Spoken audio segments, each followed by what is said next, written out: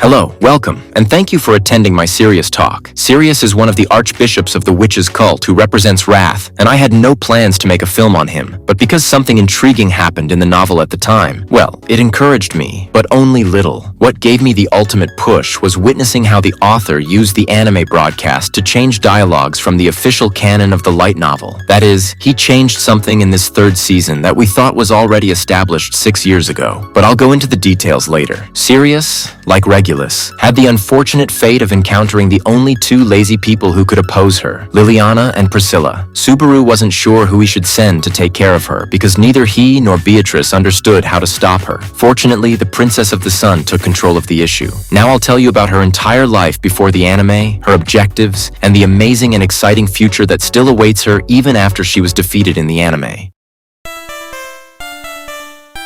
According to the Archbishop, Sirius's hamlet was assaulted as a result of a witch hunt at some point in the past, but little else is known about her life history. She claims to have been quite young at the time, which begs the question of what it means to be young for an elf. In case you didn't notice, Sirius is an elf, as evidenced by specific angles of her character design. Remember that what you believe to be young may not be the same for her. She believes that at some time in her life, her beloved husband Betelgeuse bestowed upon her the gift of authority. However, it is unclear whether Betelgeuse actually gave her the authority, or if this is just her way of expressing her affections for the maniac. However, several archbishops have mentioned a madman from the cult visiting them before. Stride Wallachia, the Archbishop of Pride, claimed to have been visited by a madman from the sect. Unfortunately, because of the way this language is written in Japanese, others believe he was also alluding to Pandora. But back to Sirius. It is known and documented that she was willing to help Betelgeuse with his everyday responsibilities. This was proven when the Archbishop stated that if Wrath had not been outside of Lugunica on a mission during the first season, she would have gone to help him. To be honest, I would have liked to witness an alternate route in which Subaru had to confront Sirius and Betelgeuse simultaneously during the events of the first season. Regarding her relationship with Betelgeuse, she adores him so much that she is willing to declare herself the lunatic's wife, despite the fact that there is evidence that they never slept together. Despite creeping into his bed, Betelgeuse was not affected by Sirius' romantic advances because he was simply more devoted to his work as an archbishop. Because of her devotion to the archbishop when he died, she sought for his remains to give him a dignified burial. Although the break time segments in the last episodes did not depict it, the novel clearly states that she ingested portions of Betelgeuse's remains in an attempt to feel as if he was still with her. It is also known that before to the events of the third season, she was hunting for Betelgeuse's remaining fingers in the hopes that he was still alive in one of them. In other words, she thought her husband had transferred his soul to one of his followers. But after eliminating all candidates, she learned he was genuinely dead. A brief tale explains what she was doing seconds before her speech in the plaza, showing that she had already kidnapped Luzbel and Tina. This occurs near the end of episode 1 of the third season of ReZero, and this is how she appears in the third season.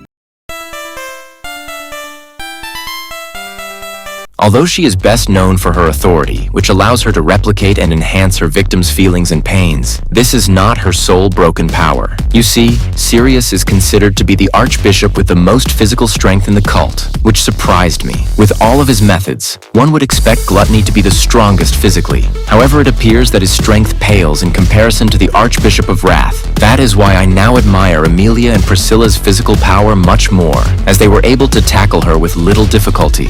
However, the most remarkable physical accomplishment she performed was stopping one of Reinhardt's kicks, which we know can send stone golems flying like nothing. But Sirius was powerful enough to deflect this kick. Her ability to work with chains is also noteworthy. While chains may not appear to be threatening, this weapon is everything but conventional.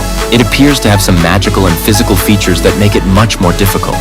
Furthermore, when combined with Sirius's tremendous power, we can witness how this weapon can pierce through walls like butter being cut with a knife. Furthermore, Sirius can imbue these chains with fire, allowing her to do even more damage to her adversaries. We watched how, using this power, she was able to melt Emilia's ice, which we know can withstand tremendous temperatures. Finally, her apparent ability to twist space and time is extremely intriguing, and I am confident that it will be explained in the future. The anime does not depict this effectively, but one reason Priscilla, despite her might, struggled with her and kept her distance was that anytime she neared to attack, she felt as if time around her was slowing down, whereas Sirius could move freely at normal speed. The novel explicitly depicts and narrates this scene. Another reason to believe she has some capacity to manipulate time and space is the brief method she demonstrated, in which she was able to make things appear as if from portals, using them to bring forth her prisoners and threaten her opponents. This has yet to be explained, but it appears to be a highly interesting spell. I have an idea when the author will explain and investigate this, but I'll let you know later.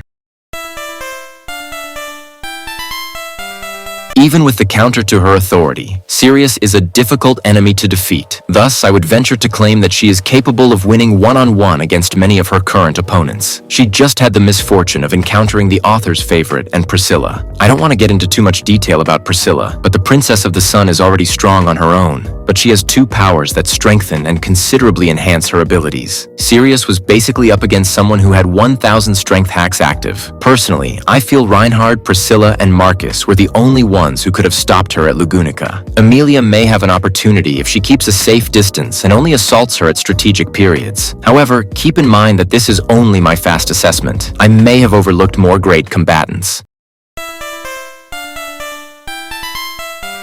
Sirius's future appears bright, not only because of what has occurred in the novel, where Aldebaran has just freed Gluttony to assist him in the upcoming battle against Subaru's group, but also because this act opens to the possibility that he will be willing to negotiate a potential alliance with Sirius. Personally, I doubt Aldebaran will come to an arrangement with her, owing to the Archbishop's unpredictable nature, unlike Roy Alphard, who, although being insane, has a strong survival instinct. Remember, Roy attempted to flee as soon as he recognized he would lose the battle against Subaru's gang in Arc 6. But back to Sirius. After the events in Pristella, she was restrained and sealed using the same stones that had imprisoned the Witch of Envy. Lugunica clearly spared no expense in ensuring her captivity. A regular prison was out of the question, as the kingdom feared that standard confinement would not be enough to contain her. Instead, they secured her in a specially prepared location, where not only was she restrained by the same stones that suppressed the witch, but she was also tightly bound and gagged to prevent her from manipulating the guards with her power. But tell me, what do you think of the life of Sirius?